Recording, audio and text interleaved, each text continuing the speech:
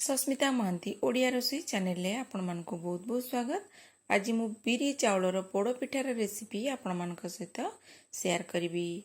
आपण माने तो समस्ते बिरी चाउलर पोड़ पिठा जानी केमती हुए, किंतु समस्तंकर करिवार शैली टिके अलगा थाए। आपण माने थरे एटा देखि नियंतु, आपण मानकु निश्चिंत पसंद आसीबो। आउ जदि मोर वीडियो आपण मानकु भल लगे तेबे मो वीडियो को लाइक शेयर सब्सक्राइब करिया को भूलिबे नहीं। तेबे चलंतु तैयारी करिबा स्टार्ट करिबा बिरी चाउल पोड़ पिठा। मु एठी 3 कप चाउल नेइची आउ 1.5 कप बिरी नेइची, ताकू बतुरे देइथिली 2-3 घंटा पई।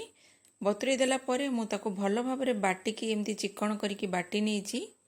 मन रखंतु 3 कप चाउल रे 1.5 कप बिरी, ताकू बतुरे देबे। बतुरे की भल भाबरे बाटी नेबे, एमती चिकन करिकी बाटी नेबे।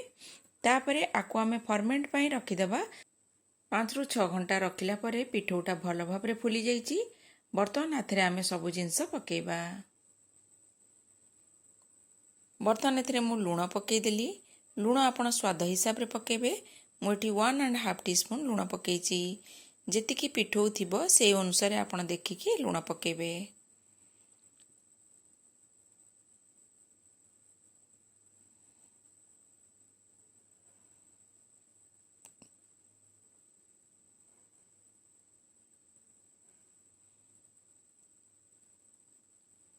बर्तन नेगली 1 टीस्पून जीरा, एमती गोटा जीरा आपण नहीं जिबे। भूसुंग पत्र को भल भाबरे धोईकी काटिकी एमती मु छोट छोट करके रखिथिली। त आपण भूसुंग पत्र टिके पकेइ देबे, कारण भूसुंग पत्र फ्लेवरटा बहुत भल लागे। जदि आपण पाखरे धनिया पत्र थिबो धनिया पत्र भी पकेइ परिबे। 2-3टा लंका को छोट छोट मु काटी देइची, ताकू पकेइ देली। बर्तन सब जिंस को भल भाबरे गोळेइ देली। बर्तमान शीत दिन जदि आपण चाहिए ताले गाजर को ग्रेट करके भी पकई पारिबे। बर्तमान मु एथरे टिके पानी पकई देली आ ताकू भल भाबरे मिक्स कर दबा।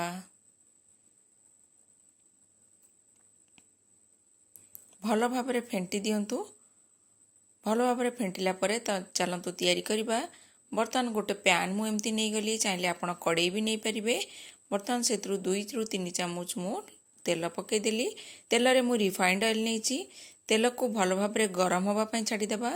मन रखिबे तेलटा भल भाबरे गरम होबा बहुत दरकार, नले आपण जेतळे पिठौटा तादरे पकेइबे सेटा तळे लागि जिवो आउ छाडीबनी। देखंतु तेलरु पूरा धुआं बाहरुची, सेमती गरम होबो। से पर्यंत तेलटा को गरम करिवे। बढ़िया भाबरे तेल गरम हे गेलानी। बर्तमान मु गैस रो फ्लेम को लो कर देबी। मन रखंतु तेल पिठौ जेतबळे पकेइबे सेतबळे गैस रो फ्लेम को पूरा लो कर देबे। सिम पूरा कर दियंतु, आउ हाई करवा दरकार नहीं। पूरा सिम रे ही ए पिठाटा हबो। बर्तमान गैस रो फ्लेम को पूरा सिम कर देली, पूरा लो कर देली। बर्तमान एथरे आमे पिठौ पकेइबा।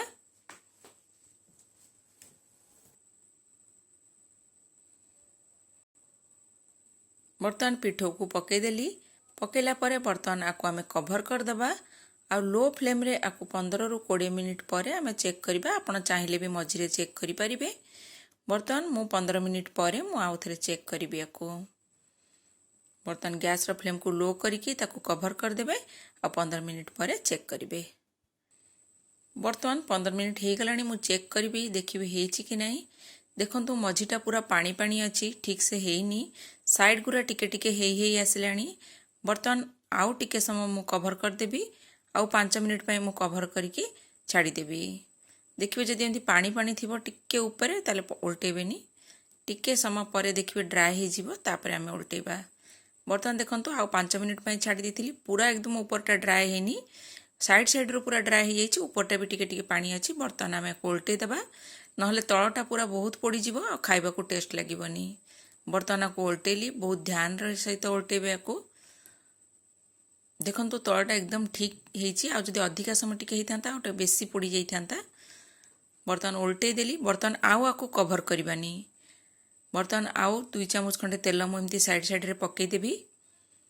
पकेइला परे आकु बिना कवर करिकी आउ 10 मिनिट पई आमे आकु छाडी देबा। एमती 10 मिनिट परे चेक करिबा। आमे चेक करिबा 10 मिनिट हे गलानी एक्चुअली हेइछि कि नाही। बर्तमान मु गोटे छुरी नेबी। छुरी नै कि आ मझिरे पुरेबी। जदि एटा क्लीन आसीबो आपण जानिबे जे एटा हे जाइछि।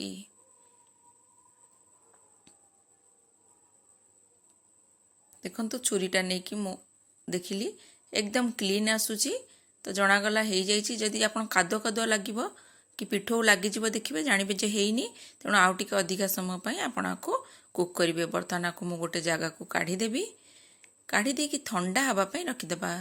बिल्कुल एना काटबानी ठंडा है आपको आम काटा। आपण मैंने घरे आपको थोड़े तैयारी करूँ बहुत इजी एटा करवा और खाइबा को भी बहुत टेस्ट लगे। बर्तमान एटा ठंडा हो गलानी आ मु आपण मानकु काटिकी देखौची।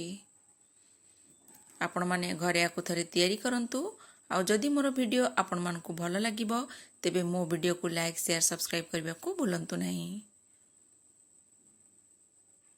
देखंतु केते बढ़िया भाबरे हो जाइछि।